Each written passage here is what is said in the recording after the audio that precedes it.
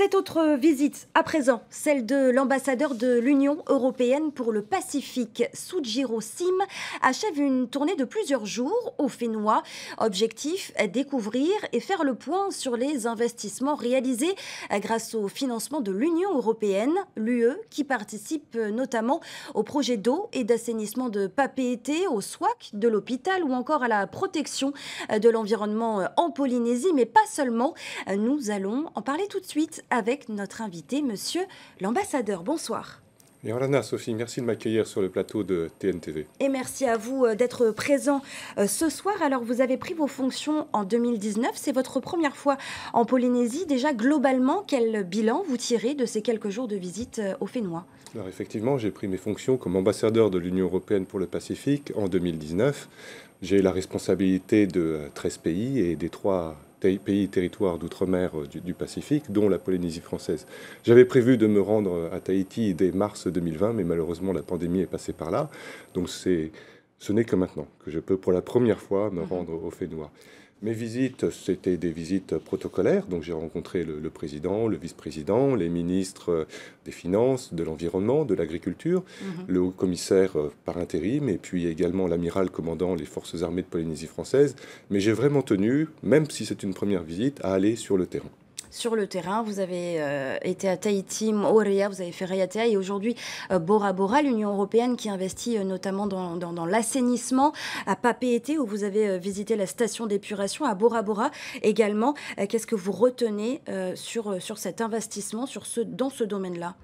Ce que j'en retiens, Sophie, c'est que l'Union européenne a un partenariat qui est ancien et important avec la Polynésie française. À 1959. C'est-à-dire qu'effectivement, nous intervenons en investissant des sommes très importantes. Sur le 10e FED, c'est-à-dire sur la période 2006-2013, le contrat de travaux pour l'assainissement de la ville de Papeete, c'était 2,2 milliards de francs pacifiques. Sur le 11e FED, entre 2014 et 2020, l'appui au secteur du tourisme durable, c'était 3,5 milliards de francs pacifiques.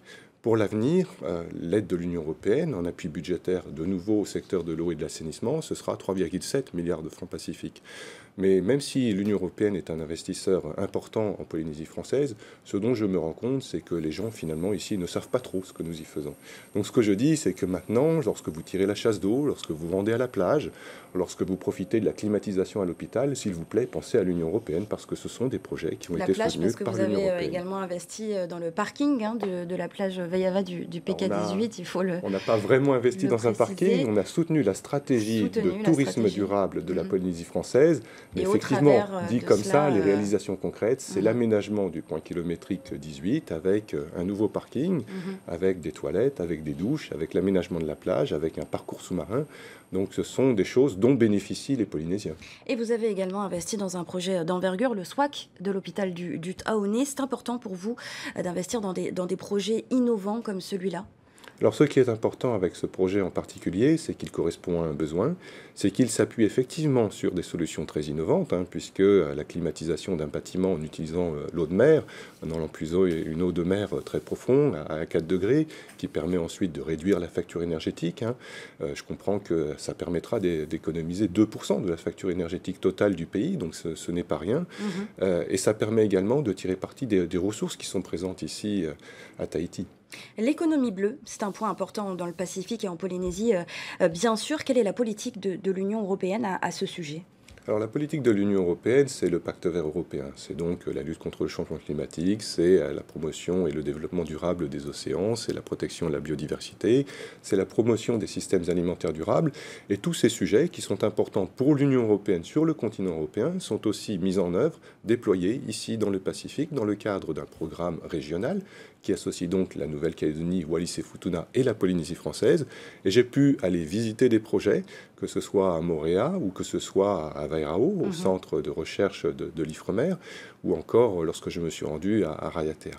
Lorsque je me suis déplacé sur ces différentes îles qui sont en dehors de Papeete, on voit bien la réalité et l'impact que les projets de l'Union européenne peuvent avoir.